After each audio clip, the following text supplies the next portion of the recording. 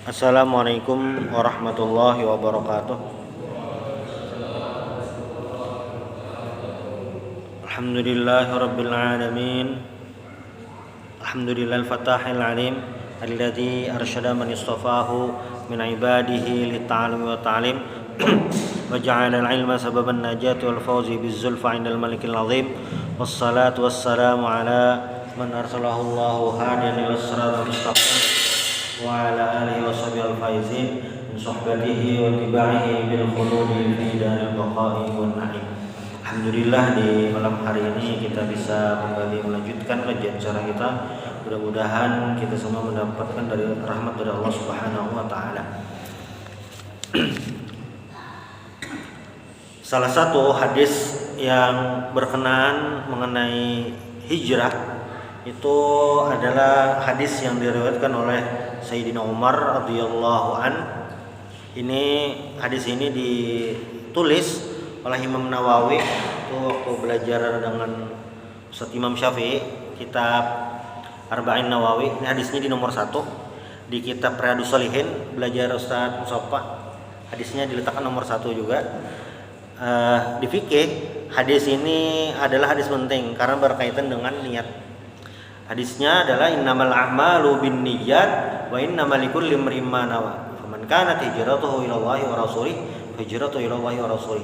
Man kanat hijratuhu lidunya aw imratin yankihuha fa hijratuhu ila ma hajara ilaih. Nah, hadis ini berhubungan dengan hijrahnya baginda Rasulullah sallallahu alaihi wasallam, para sahabat, dan hadis ini juga ada menyinggung di antara orang-orang yang hijrah itu ada yang niatnya bukan lillahi ta'ala, tapi karena imra'atin yankihuha, karena ada perempuan yang ingin dia nikahi. Hadis ini kalaunya dalam sudut pandang fikih merupakan hadis yang luar biasa. Karena apa? Karena niat itu adalah tufarriqu bainal 'adati wal ibadah. Karena niat itulah yang membedakan antara al-'adah, kebiasaan, perilaku sehari-hari, dengan ibadah. Nah, pindah dari Mekah ke Madinah itu bukan sekadar pindah rumah, pindah KTP, migrasi, transmigrasi, urbanisasi, bukan itu. Tetapi pindah dari Mekah ke Madinah ini adalah perintah Allah Subhanahu wa taala. Makanya berhijrah ini adalah momen paling penting dalam sejarah dakwah Rasulullah sallallahu alaihi wasallam. Sehingga pada masa Khalifah Umar bin Khattab itu dijadikan tahun pertama. Nah, dalam perjalanan hijrah Rasulullah sallallahu alaihi wasallam ini, mungkin di pertemuan sebelumnya beberapa kali pernah ulun sampaikan juga bahwasanya hijrah ini mengubah peta dakwah Rasulullah sallallahu alaihi wasallam yang asalnya sangat sulit jadi berubah luar biasa. Ayat-ayat Al-Qur'an pun yang asalnya di Mekah itu bahasanya keras, tegas, simpel itu, di Madinah jadi berubah. Ayat-ayat Madaniyah itu sudah berubah. Ya ayyuhalladzina amanu, nah sudah berubah. Itu merubah semua aspek. Sehingga hijrah itu kata-kata yang harus selalu kita ingat, harus selalu jadi inspirasi. Belum lagi berkenaan dengan hijrah ini, peristiwa-peristiwa yang berhubungan dengan hijrah itu sendiri. Kita bisa tahu saat peristiwa hijrah itu bagaimana iblis ikut dalam rapat Darun Nadwah. Namun ternyata rapat ini ketika sudah menghasilkan keputusan dan rencana itu gagal total, karena Allah Subhanahu wa taala itu alimun bikulli syai', mengetahui segala sesuatu, sehingga rencana mereka gagal. Dari hijrah ini juga kita tahu bahwasanya kalau urusan akidah, kalau urusan agama itu harus dinomorsatukan, harus diperjuangkan. Bagaimana dalam Al-Quran itu sejarah umat Nabi Musa alaihissalam saat apa diselamatkan oleh Nabi Musa dari Fir'aun, perjalanan yang melelahkan dan mereka harus melalui itu. Dan di saat-saat genting di pinggir Laut Merah, Allah tolong mereka dengan apa? laut tersebut dibuka, bisa jalan di laut tadi, dan Firaun tenggelam. Dan bagaimana juga di dalam Al-Quran itu kita bisa mengetahui cerita Ashabul Kahfi, penghuni gua. Mereka itu beriman, cuma untuk melawan tidak bisa. Untuk mengikuti agama mereka ya tidak mau. Apa yang mereka lakukan? Maka mereka menyelamatkan iman dengan menghindar, dengan menjauhkan diri dari pusat kota, sehingga mereka bersembunyi di dalam gua.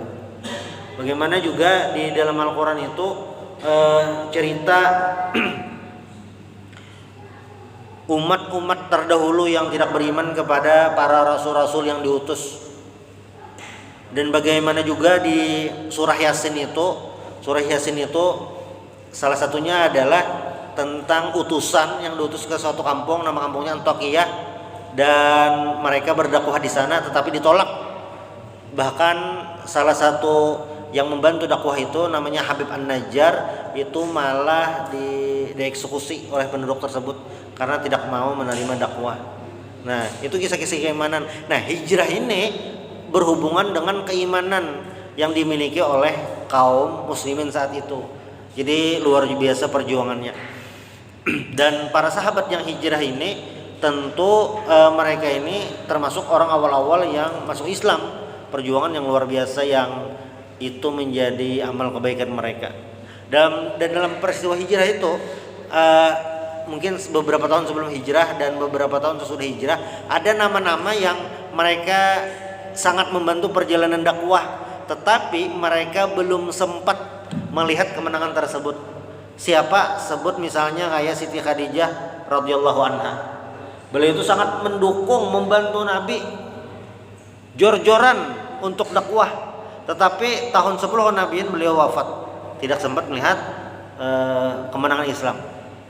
Lalu ada namanya As'ad bin Zurarah. As'ad bin Zurarah ini adalah termasuk 6 orang yang pertama kali Nabi berdakwah waktu musim haji, dan beliau ini As'ad bin Zurarah ini yang mengajak orang-orang lain.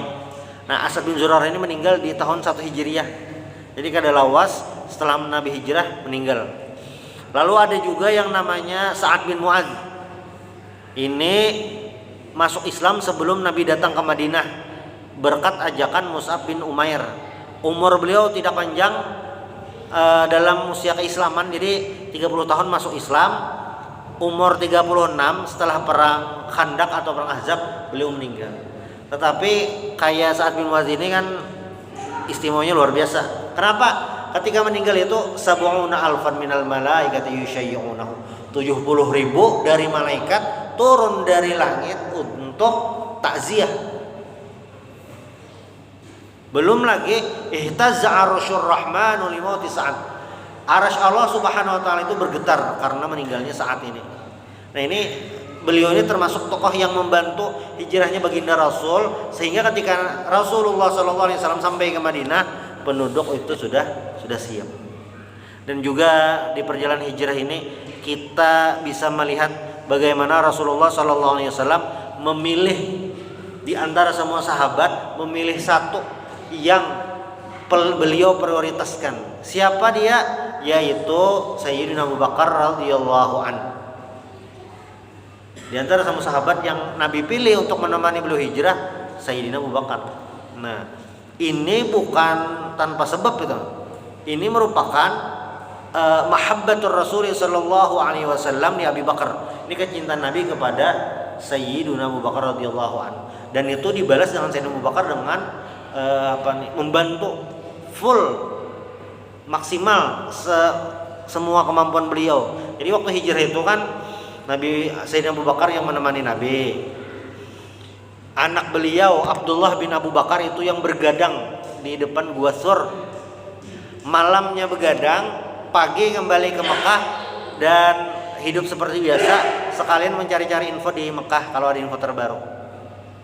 Ada juga anak Sayyidina Abu Bakar yang namanya Asma binti Abu Bakar. Asma ini yang mengirimkan makanan, Asma ini yang membukakan pintu saat rumah Abu Bakar ini digeledah oleh kafir musyrikin saat mencari Nabi Muhammad.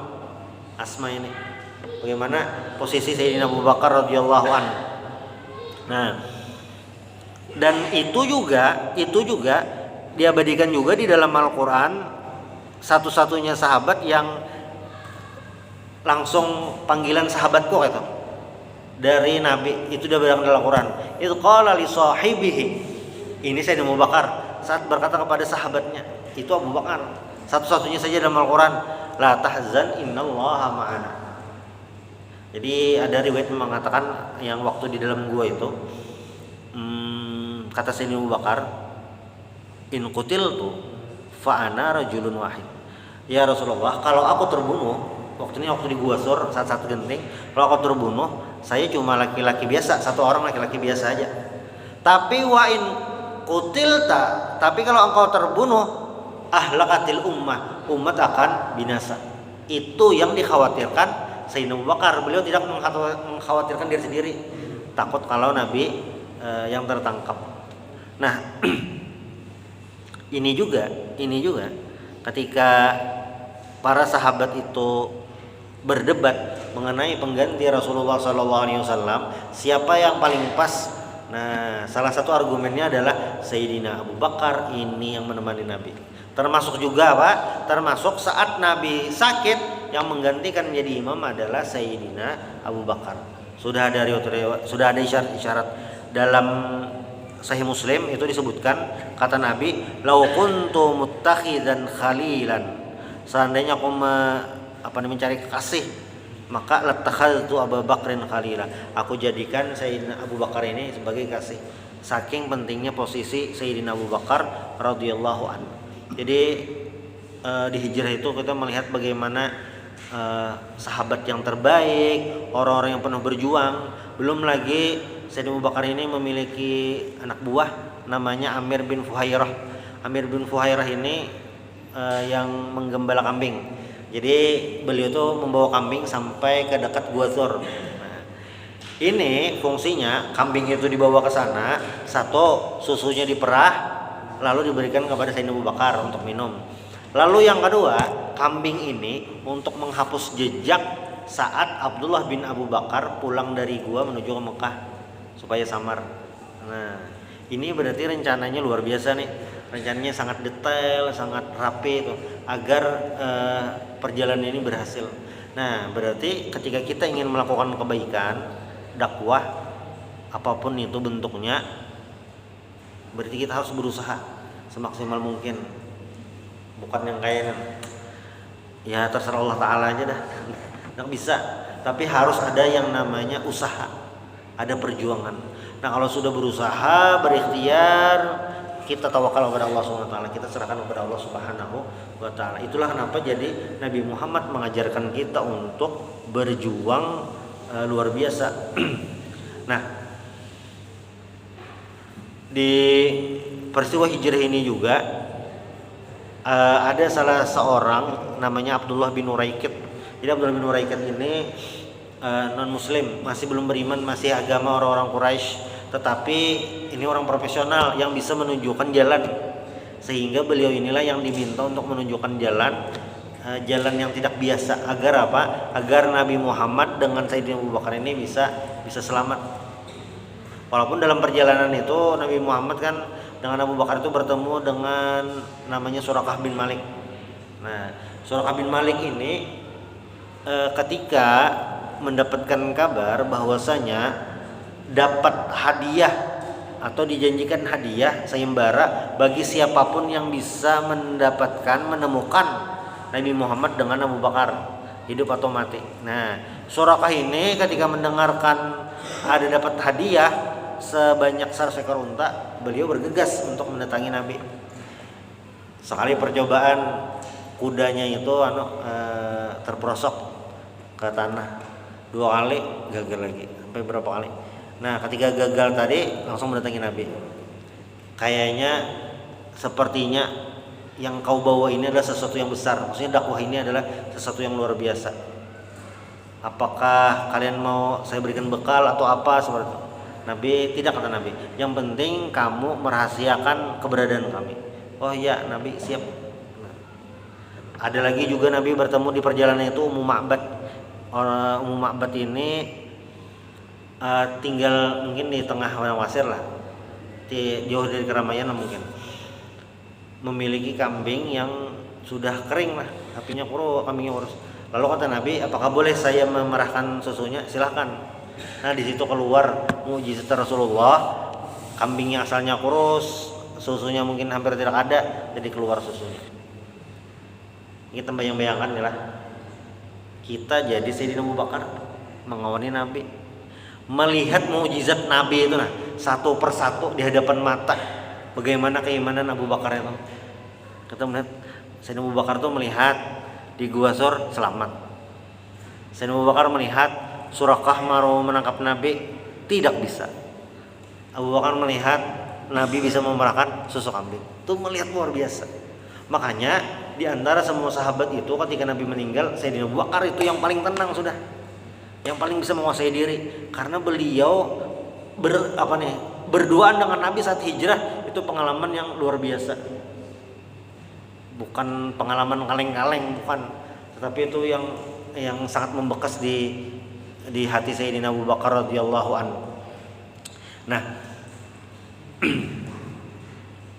hijrah ini juga ketika Nabi bisa sampai di Kuba. Nabi sampai di Kuba itu bukan tempat terakhir. Jadi Kuba dulu, lalu Nabi ke Madinah. Nah, dari Kuba lalu ke Madinah.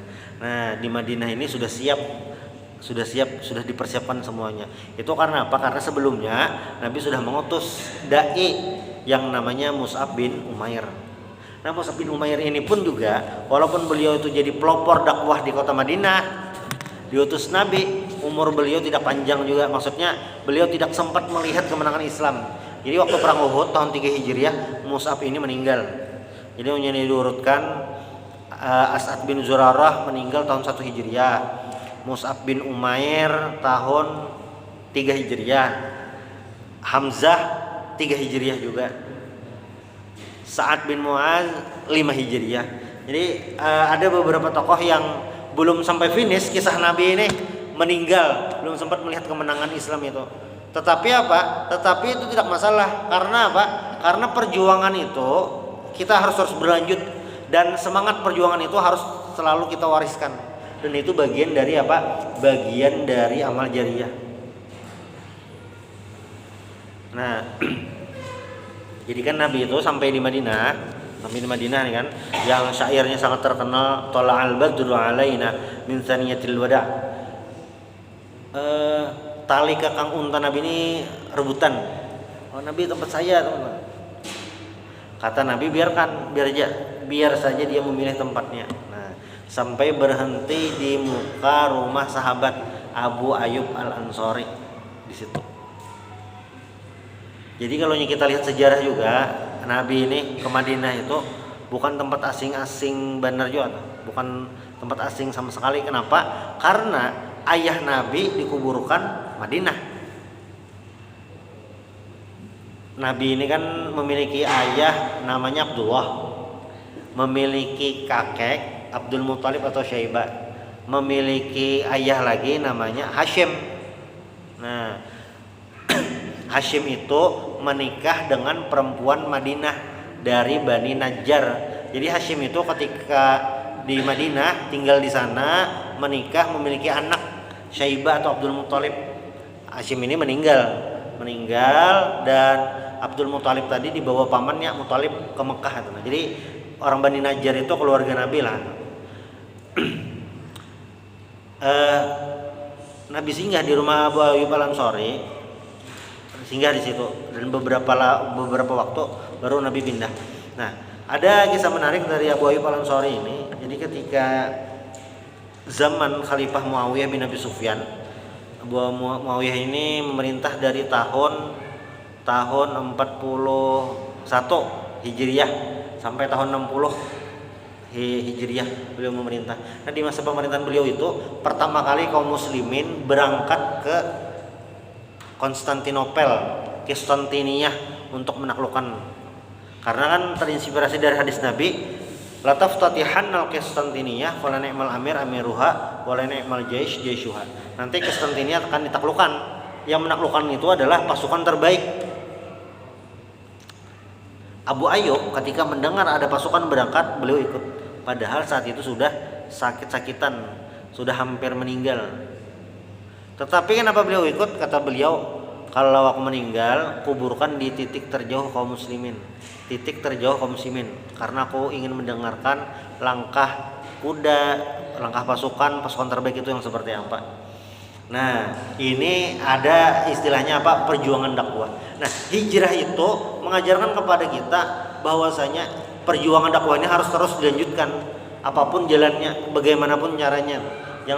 Jangan pernah menyerah. Dan hijrah ini juga tentang kebersamaan, bukan satu persatu, bukan, tapi kebersamaan. Nah, kebersamaan ini kan artinya semuanya harus bersinergi, semuanya. Makanya ada namanya muhajirin, ada yang namanya ansor, ada yang tamu datang, ada tuan rumah yang menerima. Orang ansor itu kenapa disebut ansor? Ya karena mereka menolong Rasulullah SAW dan para sahabat. Dan mereka itu orang-orang ansor ini memiliki kedudukan yang luar biasa di sisi baginda Rasulullah SAW. Jadi kalau kita renungkan nih peristiwa hijrah ini, bagaimana susahnya para sahabat sehingga bisa berhasil, bisa kembali ke Mekah untuk menaklukkan kembali kota Mekah, itu perjalanan yang luar biasa. Misalnya kayak Ammar bin Yasir yang sudah hampir meninggal karena disiksa. Belum lagi perjuangan Sa'ib bin Sinan Ar-Rumi, belum lagi sahabat-sahabat yang lain kayak Bilal, itu yang dapat siksa luar biasa. Tetapi mereka tetap bertahan dengan pilihan itu. Nah, kalaunya kita merasa lelah lah dengan ibadah perjuangan dakwah yang kita lakukan, penting ini untuk mengenal atau mengingat kembali bagaimana hijrahnya Rasulullah Shallallahu Alaihi Wasallam. Uyuh tuh mulai Mekah ke Madinah tuh beunta uyuh tuh, melakukan perjalanan berhari-hari dan harus sangat hati-hati, luar biasa. Nah, tetapi ini Rasulullah lakukan supaya kita tahu pelajaran itu harus dicontohkan sehingga kita bisa ada yang dipelajari. Nah, dan terakhir daripada pembahasan kita pada malam hari ini adalah tentang qad yakhturu fi balil muslim ay yuqarina baina hijrati Umar radhiyallahu anhu wa hijrati Nabi sallallahu alaihi wasallam. Mungkin ada pertanyaan, hijrahnya Umar itu terang-terangan, tapi limadza hajara Umar alaniyah mutahaddiyah al-musyrikin duna ayya khaufin wa wajal ala hini hajara Rasulullah sallallahu alaihi wasallam mustakhfiyan muhtatan li nafsihi. Ayakunu Umar bin Al-Khattab asyaddu jur'ah minan Nabi alaihi salatu wassalam. Jadi ada pertanyaan, Umar itu bisa terang-terangan, Nabi kenapa sembunyi-sembunyi? Sederhananya tuh kayak ini. Nah, kenapa Nabi kadang memilih Sayyidina Umar aja jadi teman hijrah? Kan mungkin itu pertanyaannya. Nah, jawabannya nih dari Syekh Sa'id Ramadan Al-Buti, kata beliau apa? Anna Umar bin Al-Khattab au ayu muslimin akhar ghairu Rasulillah sallallahu alaihi wasallam, Sayyidina Umar maupun kaum muslimin yang lain selain Nabi, yu'addu tasarrufuhu tasarrufan syakhsiyan la hujjatan tasyri'iyyah fihi falahu ayatakhayyara minat turuq wal wasail wal asalib ma yahlu lahu wa ma yattafiqu ma quwwati jur'atihi wa imanihi billahi ta'ala. Amma Rasulullah sallallahu alaihi wasallam fa huwa musyarra'un ay inna jami'a tasarrufatihi al muta'alliqati bid-din tu'tabaru tasyri'an lana. Nah, kenapa jadi Sayyidina Umar dan sahabat lain itu hijrahnya sendiri-sendiri tuh. Bahkan Sayyidina Umar itu bisa terang-terangan, sedang Nabi sembunyi-sembunyi. Itu kenapa? Karena para sahabat termasuk Sayyidina Umar, hijrah itu cuma membawa diri sendiri, tidak ada beban moral, beban mental yang dibawa. Yang penting hijrah aja. Nah, kalau Rasulullah SAW hijrah itu bagian dari tasyri'. Beliau tuh harus mencontohkan nih. Ini ada hukumnya, ini ada panduannya dari Allah Subhanahu wa taala. Itulah kenapa jadi hijrah Nabi harus seperti itu, karena memang sesuai perintah. Beda dengan sahabat-sahabat lain atau apalagi kayak Sayyidina Umar terang-terangan. Nah, itu. Ini bukan